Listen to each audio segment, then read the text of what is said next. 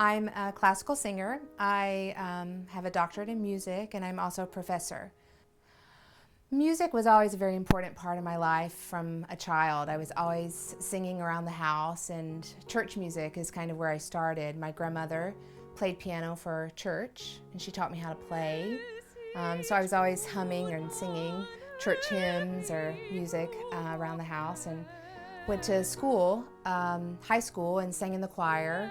And my choir director said, you really should study music. So my first experience with real singing was in college. And my first opera that I attended was Traviata, and I was 18.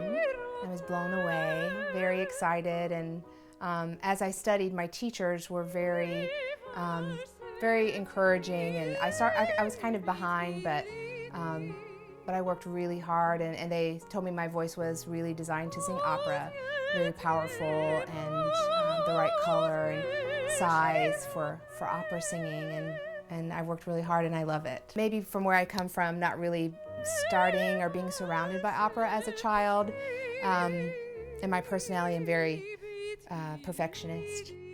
I wanted everything to be so perfect, which can get in your way because the voice is designed, and it is most beautiful when it's free. And finding that freedom in singing is what it's really all about.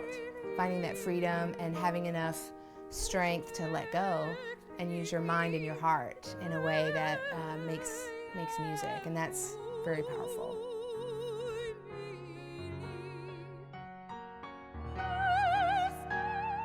You have to have the voice.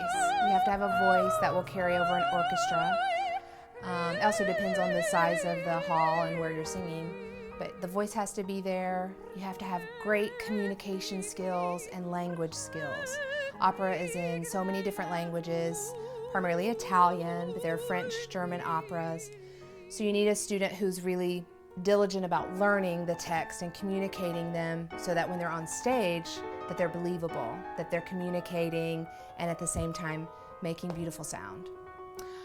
I think for me, it's about being so dedicated to the cause and to the music, to try to be as authentic as possible, to really look at what the composer has designed and what he wants through the music, but at the same time putting your spirit and your heart in it so that you're included, but that you don't take away from what was originally created.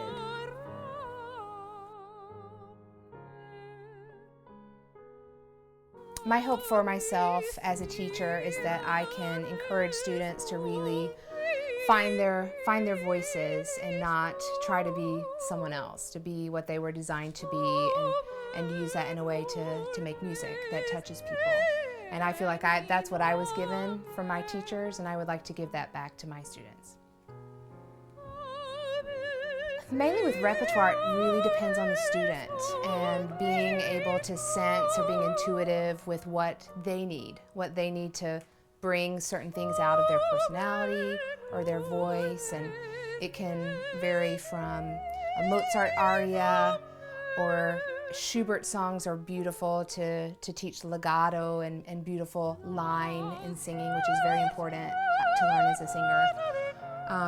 But really it's about the student and what they need from you. And there's so much beautiful and fine repertoire. That's kind of fun. That's part of the puzzle, is finding the perfect thing for that student.